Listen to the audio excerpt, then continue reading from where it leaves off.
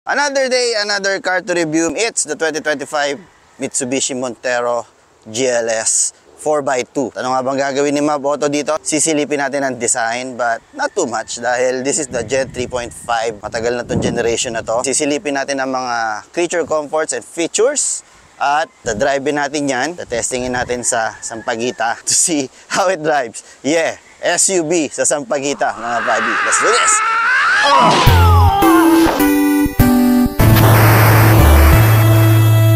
Simulan natin sa design, mga buddy. Gen 3.5, I think this is the final version nitong body style na to. Ito pa rin yung tinatawag ng Mitsubishi na dynamic shield na grille. Ayan, yun.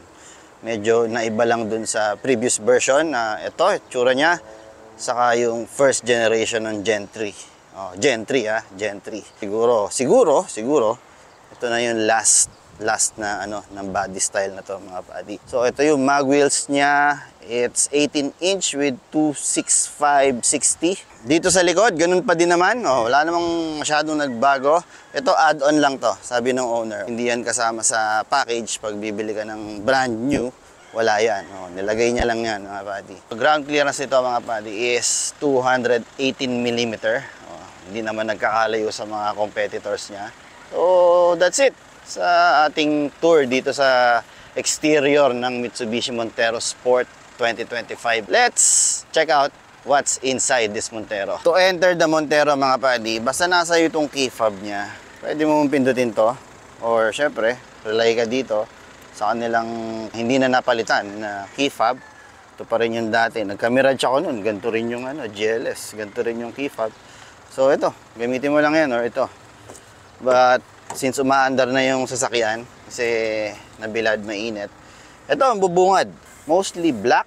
Ito hard plastic. Ito, ayan, silver trim. Ito leather. Yung mga leather dito, soft touch material. Ito may piano black. Oh, may piano black talaga si Mitsubishi. All windows are automatic, oh. Yun, oh. May usual mong pocket, bottle holder or cup holder din. Bawal daw yung cup, eh, oh. Palagay. Bottle lang, bottle. Leather seats ang GLS 4x2. Ito yung pinaka lowest variant ng ng GLS na ito yung 4x2 lang. Naka leather seats na siya, yan.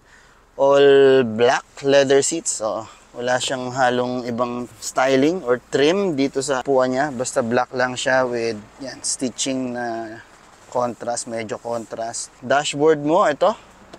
Hard plastic. Ito plastic din. Walang soft touch material dito sa dash.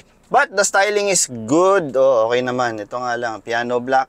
Medyo ingat lang tayo dyan dahil gasgasin. Mga piano black na ganyan. Oh. Dapat talaga yung mga microfiber cloth ang ginagamit mo dyan, tas malinis. Another silver trim dito, going dito sa may shifter mo. Shifter is old school. Kasi diba, yung iba, mga di button, di pindot na lang. Pero parking brakes mo is, ayan, electronic na. Meron ding auto hold. Parking brake, di ako fan ng mga electronic parking brake dahil pag nasira yan, gastos. Plus, yung hunigan, syempre, diba? Kaya hindi ako fan ng mga ganyan. So, dito naman tayo. Gauge cluster mo is mostly mechanical. Ayan, RPM, speedometer, tapos meron kang LED screen sa gitna. It displays your basics. Good thing, merong temperature gauge, fuel gauge, kailangan talaga yan. Yung iba kasi wala ng temperature gauge, Ayan, nandyan yung fuel consumption. Napakasimple lang nung gauge cluster, napaka-basic kung tawagin ng ng mga old school na. Dahil yung iba, diba? Meron ng isang buong LED screen dyan. Diyan na yung mga gauge. Configurable na siya, but this one, ito, parang old school pa rin. Basic pa rin, meron lang LED sa gitna. Steering wheel mo is wrapped with leather with perforated dito sa gilid. Medyo, medyo malambot. Sarap hawakan. And, yung kapal niya, masarap. Sporty ang datingan. Hindi siya yung sobrang taba. Saktong-sakto lang. Tapos, tri-spoke siya. Mix of piano black and silver trim dito sa baba, mga buddy. Anong meron dito? Ito, pang audio, for sure. Pang audio yan, volume controls. Dito pala yung control nung para dun sa LED sa gauge cluster. Ayan, dyan. Meron dyan, average fuel consumption, blah blah blah. Yung mga ganun, mga basics mo, econo leaf, yan, kung gaano ka econo mag-drive. Dito sa kabila, your cruise control, saka voice commands, Bluetooth sa cellphone. Tapos ito, camera, mga padi. Pag pinindot mo yan, ayan, dun sa multimedia mo, ayan, lalabas yung mga camera options. Ayan, check surroundings. Meron kang left and right. Yung sa likod. Likod ba to? I'm not sure. Hindi, sa harap. Sa harap, yes. Sa harap yan. Ayan, oh, daming option, no? Merong ganyan, merong gano'n. May top view camera. Merong gilid. Apple CarPlay. For sure, meron din tong Android Auto. Dahil nabasa ko. Oo. Pero Apple CarPlay lang ang nakikita ko dito ngayon. Navigation. Meron siyang sariling navigation. But yung graphics niya is not that fast. Hindi gaya ng mga ano natin, no? Mga smartphone. Ito medyo laggy. Pero at least, di ba? Meron siyang sariling navigation. Baba tayo dito. So, dito ang daming blank switch. Ito hazard switch. Ito passenger airbag, indicator. Ito yung ano mo, climate control, single zone lang, single zone lang siya. So, ito yung pampalakas, ito yung pampalamig, which is very nice, no? Kasi rotational knob lang siya. Wala kang kailangan puntahan sa multimedia or pindot-pindot pa isa-isang ganun diyan sa, 'di ba? Sa multimedia mo. Mas okay pa rin yung ganito dahil mas madaling gamitin. Kasi ito yung mga modes ng aircon mo kung saan mo gustong patamain. Ayan, oh. Napaka basic. Basic na basic. Madali lang naman intindihin yan. Anti-fogger. Dito sa baba, meron kang HDMI port. Hindi ko alam kung para saan yan. Siguro para may display ka dito. Merong USB port dito. USB dalawa. Saka syempre yung hindi nawawalang iyan. 12 volt socket, hindi naman nawawala yan. May packet dito, medyo deep. Kasya naman siguro ang phone. Let's test. Kasya naman. Yeah, kasya naman siya. So balik tayo dito. Dito may design na parang, ewan ko kung anong texture yan. Old school pa nga rin dahil nga meron pa ring shifter. Mostly yung iba dipindot na, but meron pa ring shifter. Maliit na cabi dito. Maliit na storage na ditanggal. Yan, no? Kung gusto mong linisan. Siyempre, kung mo gamitin, magkakasgasan yan, no? Piano block, eh. Cup holder with, ayun, no? May ipitan. Para kung maliit man yung cup mo, pwede pa rin. Center storage dito. Hindi siya ganun kalakihan. Pero at least meron. Yan, meron tray, removable tray. Yan, ganyan siya kalalim. Yan yung dip niya. Halos ano ko lang, isang ganito, isang kamay. Pero ganyan siya kalaki. For scaling lang, mga padi. Yan, meron siyang tray, very usable tray. That's it. This one is soft touch, leather. Pwesto natin. Nga pala, by the way, power seats, power adjustable seats dito sa driver. Pero dito sa passenger is hindi. Hindi.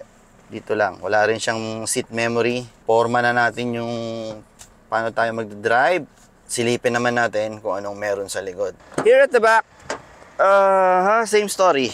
Hard plastic, soft touch material, silver trim, piano black, pocket, ayan. Bottle holder, small pocket. Bottle, yan, no? Linaw eh. Bawal ang cup. Bawal ang cup. So, ito po niya sa likod. Yan, syempre, nagpo-fold dyan. Gawin natin mamaya ba? Tignan muna natin kung ano meron dito sa likod. Here at the back, ito ang upo dito, mga buddy. Adjustable naman to for sure. Ayan, yung sandalan, pwede mong ilin. Pwedeng iganyan. Ayan, ilin natin ng konti. The Quattro test, adjustable ba itong upuan dito? Wala akong makitang pang-adjust dito sa ilalim. So, I'm not sure kung adjustable to. De-declare ko na lang na hindi. Dahil wala akong makapa. The Quattro test tayo. Ito yung position where will I drive. Kung ako I'm 5'5". The Quattro test, simple lang. Maluwag naman. Dito sa baba, meron kang dalawang USB port. Ayan, dalawang USB port. Saka, meron kang household style Yan. Pwede kang magsaksak ng oven toaster kung gusto mo magmerienda dito. Pwede kang magsaksak ng washing machine kung gusto mo rin maglaba dito. Pwede. Ngayon, ito, lipat naman tayo dito. Yan, medyo maliit na lang yung space, mga padi. Ayan, oh. The 4 is possible. Oh, pero kita nyo naman, medyo hirap na. Hirap. Oh. But, I can stretch naman. Ayan. Pwede ko isuot yung pako dyan sa ilalim para komportable naman ako. Komportable naman yung upuan. Oh, ito, nakalin din to. Window height, at least para sa akin, okay naman. Siguro kahit sa bata, okay din to. Oo. Langaw, layas. Ito. Merong center armrest pag walang gustong umupo dyan or walang uupo. Meron kang cup holder na nagtatransform. You know. Gaya na sinabi ko, foldable naman to. Gaya ng mga dating Montero. Yan, tumble na lang yan. Para makadaan yung mga gustong sumakay sa likod. 3-row seating siya. Ito yung upuan niya. Yan, oh. Hindi ko na ibababa. But kung anong meron dito, yan, discuss na lang natin. Merong 2 cup holders. Dito lang sa side na to. Wala dun eh. Wala. Diba? Meron ka rin 12-volt socket doon. Mga hooks. Yan, hooks. Hooks yan. Dito yung mga aircon vents niya. Yan, sa side na yan. Left and right. Left and right naman siya. At meron ding baby seat tether. Oh, ayan oh. Kitang-kita na. Baby seat tether. Left and right. Oh, dito sa side na to. Ayan. Meron naman. Oh. So, yun lang. Very basic din. Yun nga lang ito. Advantage yan. Yung household socket. Silipin naman natin kung anong meron dyan sa likod. Dito sa likod, mga padi, to open the door, meron kang popper. Oh, rubber popper. Dito. Yan, pero hindi siya power tailgate. Yeah. Capacity nito is 502 liters, mga pati. Very generous. Oh. Sa mga SUV ganito, ganyan naman talaga. Meron pa ring meron pa ring secret storage dito. Yan. Hindi naman nawawala sa mga Montero to since Gen 2. Ewan ko yung Gen 1. Hindi ko pa na-review yung Gen 1. Meron din dito. Yan. Ganun pa rin. Ayan, oh. Yan, ganun pa rin siya, mga buddy. So, ayun lang, third row seats. Syempre, pag inangat mo yan, mas liliit yung storage. Ito na lang yan. Depende pa yan kung gaano kalin yung uupo dito. But yeah, yan ang storage niya, 502 liters. I'm not sure lang kung pag finold lahat yan, kung gaano kalaki yan. Malamang 1,000 plus liters na yan, mga buddy. So, meron ding storage dito. Taguan ng mga hindi pa rin nawawala sa Gen 2 Montero, ganyan din. Diyan yung jack mo, mga tools, diyan siya nakatago. So, ganun pa rin. Same na same. Silipin naman natin yung engine. To pop the hood, dito mga padi. Ito medyo na iba na to. Yung sa Gen 2 kasi, dito, halos magkasunod sila nung fuel cover popper. Dito. Pero ito nandito na. Kaya pala hindi ko makita. Nandito na. Yun. Line mo lang yan. Open na yan. Transform. May kabigatan ng hood. Gaya rin ng Gen 2 Montero. Mabigat din ang hood nun. Yan. Under the hood is this 2.4 liter inline 4 turbo. I'm not sure kung 4N16 or 4N15 pa rin. Ang pinagkaiba nun, 4N15 is Euro 4, 4N16 is Euro 5 compliant. So, this produces 179, 180-ish horsepower and 430 Newton meters of torque mated to an automatic transmission 8-speed. Yun lang naman yung mga basic na kailangan yung malaman. Babandi natin nagagawa dito. Let's take it for a drive. Alright mga padi, driving the 2025 Mitsubishi Montero Sport GLS 4x2. So dito tayo sa Pasita. Big fat shout out kay AJ sa pagtitiwala. Pinahiram niya tayo ng bagong Montero Sport niya dahil wala daw siya nakikitang nagre-review na, alam mo yun, performance driving. Although this is a SUV. Yeah, why not? Why not drive it like you stole it? Hindi naman like you stole it. Pero titingnan natin kung how it will perform sa twisty. Hindi naman dahil high seating SUV to, hindi mo na pwedeng gawin yon. Pwede naman. Lahat pwede. Anyway, big fat shoutout nga kay AJ. Alam mo na kung sino ka, brother. Maraming salamat sa tiwala mo. Ilan pa lang kayo nagtiwala sa akin na nagpahiram ng auto dahil sa ganong style of reviewing. So, maraming salamat, Brother AJ. Anyway, driving the Montero Sport nga, napaka-komportable ng upuan. Sabi ni AJ, ito daw yung galing sa GT na seats. Oo. Ang drawback, nawala yung dual zone climate control. So, naging leather ka, pero wala kang dual zone climate control. Initial impression, brake pressure is good. Lalo na sa gantong mabagal lang na takbuhan. Nasa urban ka, medyo traffic. Hindi siya bitey. Alam niyo yung bitey, yung biglang konting apak mo lang kala mo panic brake na ang datingan. Hindi siya ganun. Steering wheel, okay naman. May pagka mabigat, which is mas prefer ko yung ganun kaysa dun sa parang kala mo wala ka nang minamaneho. Ito, okay naman. May konting bigat. Nalimutan ko kung ano adjustment nito. Hindi ko nabanggit. Okay, tilt and telescopic. Alright, may telescopic siya. So, adjust natin sa pinakamalapit sa akin. Yung Gen 2 Montero ko na manual, same na same yung feel nung apak sa sa throttle, yung pressure. Medyo may kabigatan, medyo matigas. Hindi naman sobra, pero ramdam mong medyo matigas siyang apakan. Bilis ng shifter niya pag cambio, 8 speed Preno niya daling i-modulate. Hindi siya bitey sa gantong takbuhan.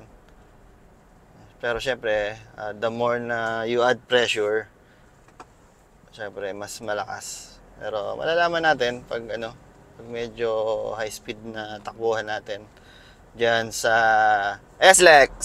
So, welcome to SLEX. Pakiramdaman natin yung suspension niya dahil ito yung mga ladder frame SUV. Common sa ganito yung mga matagtagang ride dahil hindi talaga maiiwasan Ladder frame, tapos patong mo yung kaha. Dito tayo sa sementadong part dahil dyan, smooth dyan.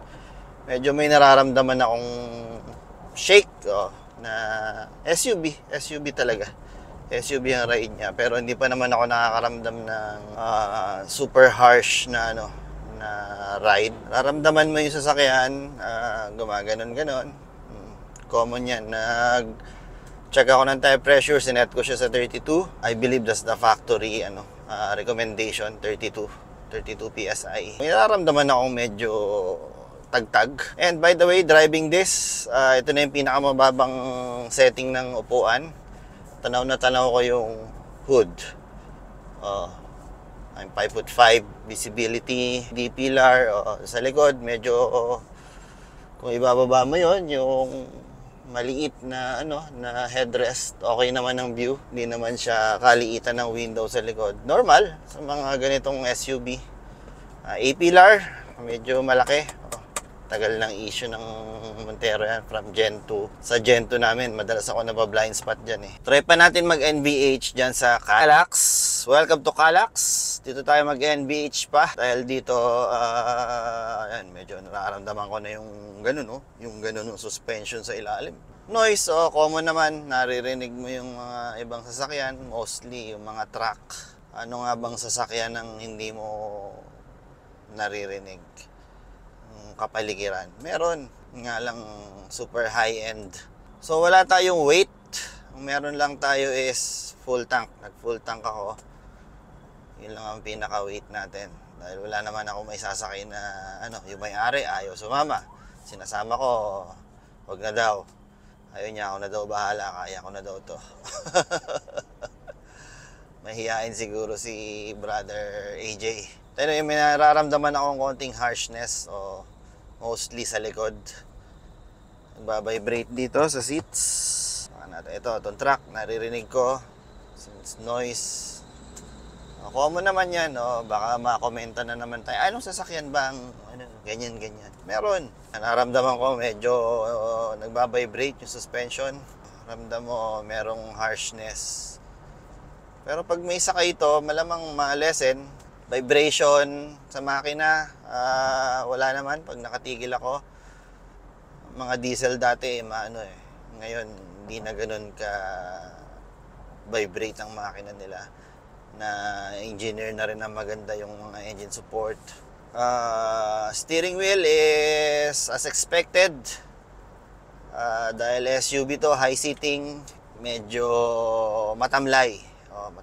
Matamlay siya. Hindi siya yung parang sedan or ano man, dahil hindi niya naman need. Hindi naman to sports car. Although sports utility vehicle siya, SUV. Konting hangin at 100 kilometers per hour. Set nga natin yung cruise control set at 100. Race natin 100. May naririnig akong konting hangin. Oo. Ganon. Sa mga bintana. Anyway, ang hindi inaasahan ng mga viewers, testingin natin to sa Sampaguita Burgring. Welcome to Sampaguita Burgring. It's been a while. Tagal ko nang hindi nakapag-drive dito. Kamusta kaya dito? And again, pag nagda-drive ako dito, pretty fast to evaluate the cars, handling, braking, ganyan. Ramdam ko na yung tagtag. Medyo matagtag to mga buddy. Kaya wag gagayahin. Anyway, let's drive this Montero. Wala siyang drive modes. Meron siyang manual mode.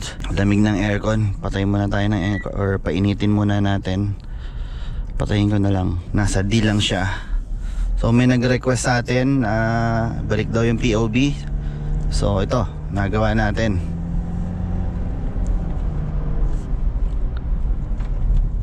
Okay, ito mahirap kapag hindi bitey ang preno. Pag medyo mabilis ka na, kailangan mo ng more power sa preno. Stay in your lane and you'll be good. So again, nagset ako ng tire pressure 32 PSI on all corners.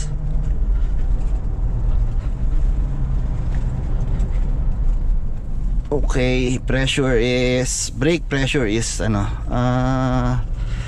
okay naman, nasa middle siya eh. So the more na diinan mo, lumalakas.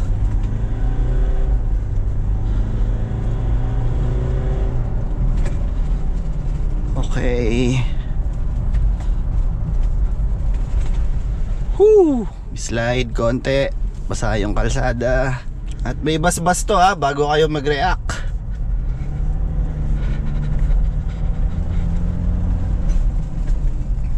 Ramdam ko yung tagtag niya, yung tigas ng suspension niya. Bigyan mo ng angle, lumiliko naman. Woo! Yes.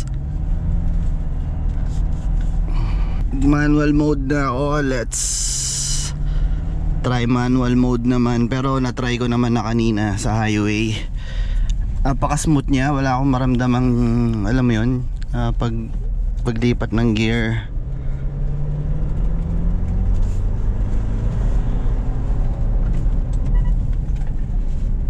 Okay. Saka wala akong maramdamang turbo lag. Hindi gaya nung Gen 2 namin na 4D56 manual.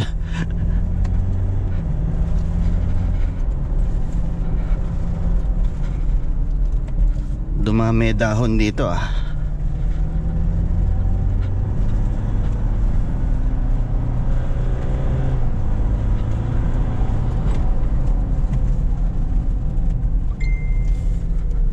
Okay. Ganda hila niya. Hindi mo maramdaman yung turbo lag eh.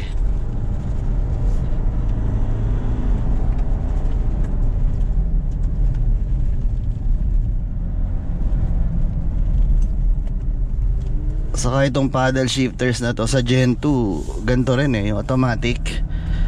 Correct me if I'm wrong, titanium ba to? Sarap hawakan, sarap gamitin. Para ka nakamamahaling sports car. Shifting is pretty fast. Oh.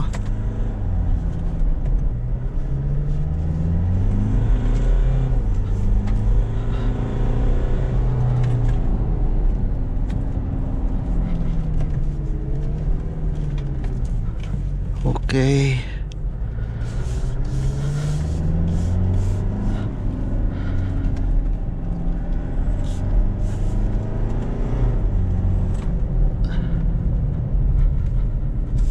Hindi naman siya mahiga, hindi siya maganon kahit mataas siya.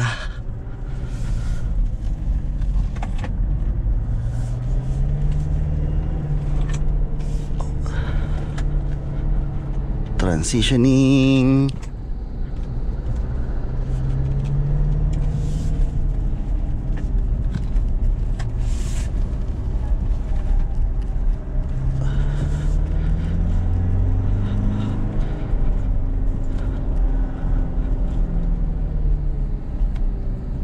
Okay.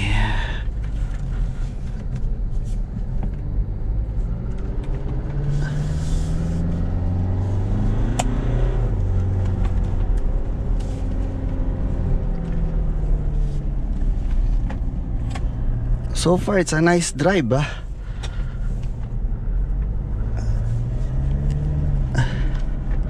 Huwag ka lang matakot na tataob. Hindi naman. Pero ramdam mong mataas siya. Okay.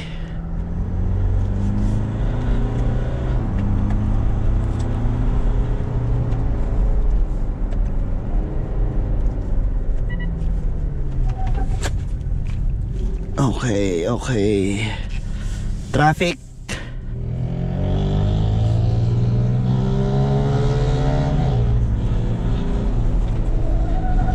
Oh. All right.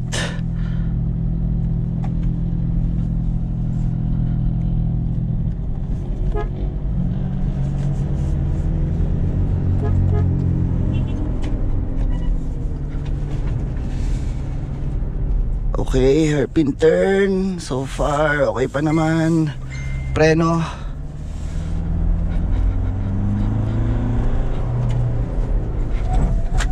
ABS.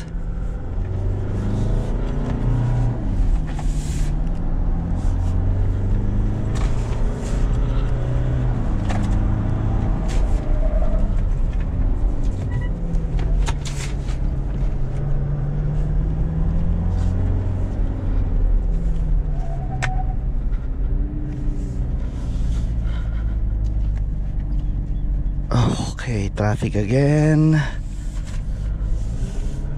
Okay.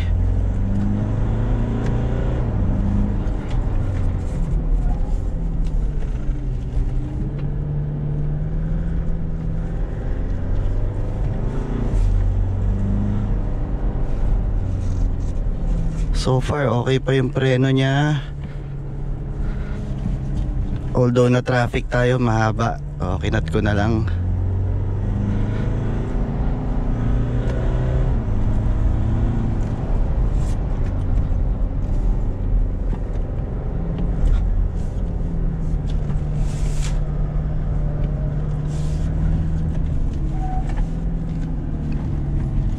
Last corner. Yes. Nice view. Okay, so far wala naman ako naaamoy dito na amoy tutong na preno. Ramdam mo lang talaga na SUV siya kasi mataas siya.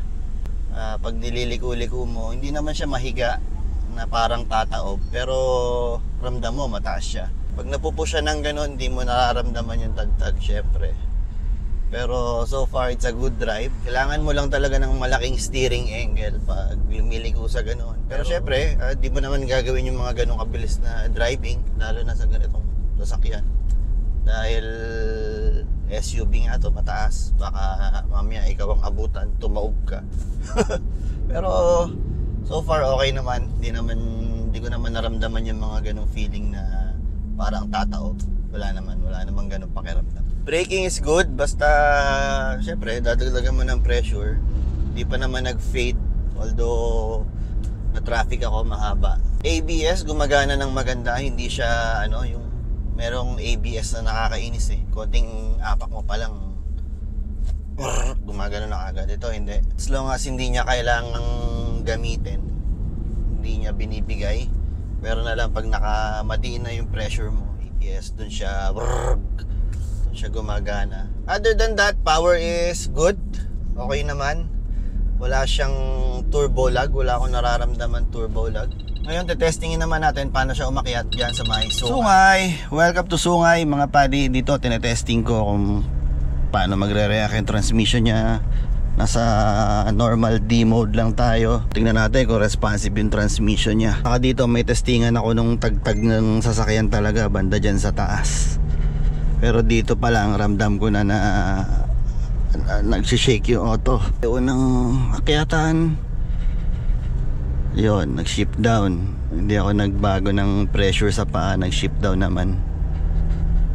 Shift up, okay naman. Okay yung transmission nito 7 speed nga pala to. Ba't ka ba 8 speed? Ako ng 8 speed kanina sa review ko. Diba minsan ikaw pag nag-drive ka na automatic, para mag-downshift didiinan mo yung throttle. Ito na yung matagtag na part. So let's check.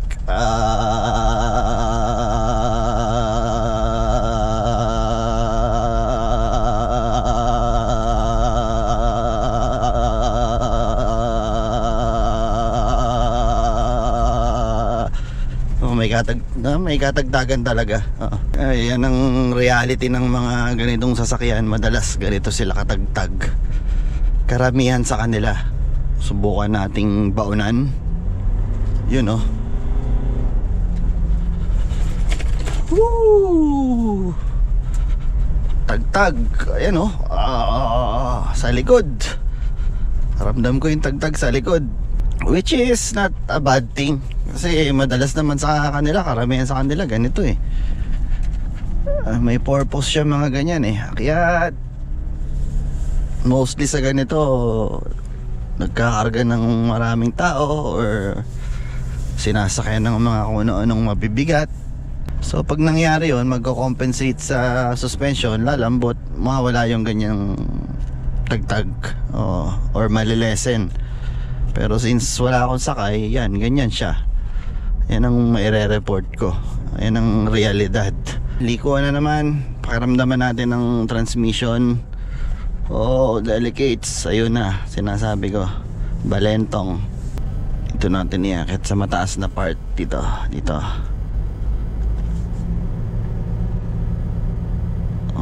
Maahon naman. Walang palitan ng pressure point sa throttle. Maahon naman. Last hairpin, dito natin kunin sa mataas, sa matarek. Okay naman. Go. Iyakang-iyaka. Saka malakas din ang torque niya kahit papaano lalo pag binaunan mo. Malakas naman. Anyway, that's my evaluation ng 2025 Mitsubishi Montero Sport GLS 4x2. Ina-emphasize ko lagi yung 4x2 kasi ito yung pinaka lowest variant ng GLS. And para sa akin kung di ka naman hardcore off-roader or hindi ka naman pumupunta sa lugar na talagang kailangan mo ng 4-wheel drive, this is a good car. Sapat na to 4x2, soft-roading, camping, basta hindi lang mala general na car, dahil pag naka 4x2 ka dun, malamang sa malamang hindi ka na makalabas ng general na car. For 1.9 million, 1.9 to mga pali, sa cash yun or may discount pa kung cash. Pero kung financing yan. Syempre pag tinotal mo na yan, mas more than 2 million na yan. For 1.9 million, I think okay na din, pwede na. Meron kang cruise control, meron kang surround camera, na very usable, lalo na syempre mataas din yung auto, malaki yung auto. Gamit na gamit mo yung camera niyan, lalo na kung baguhan kang driver, tapos ganito gusto mong sasakyan. Kasi mas yung mga ganitong sasakyan, mas useful kaysa dyan sa mga kotse, mga crossover SUV. Mas useful talaga itong mga ganito. Hindi nga lang ganun ka high definition yung camera niya, mga buddy. Pero at least, di ba, napapakinabangan mo naman. Again, a big fat shoutout kay Brother AJ, viewer natin yan. Tapos nag-decide siyang pahiram sa akin yung sasakyan niya. In-entrust niya sa akin yung sasakyan niya. Maraming salamat, Brother AJ. Friends na tayo. Tagal na daw siyang nanonood sa akin, and wala daw siyang nakikitang review ko ng ganito. So he decided to let me drive his Montero. Maraming salamat sa tiwala mo, Brother AJ. Friends na tayo. Maraming salamat sa tiwala mo, Brother AJ. Pinagkatiwala mo sa akin yung sasakyan mo. At eto, buo naman siya. Wala naman nangyaring masama sa kanya. And I'll see you on the next car review.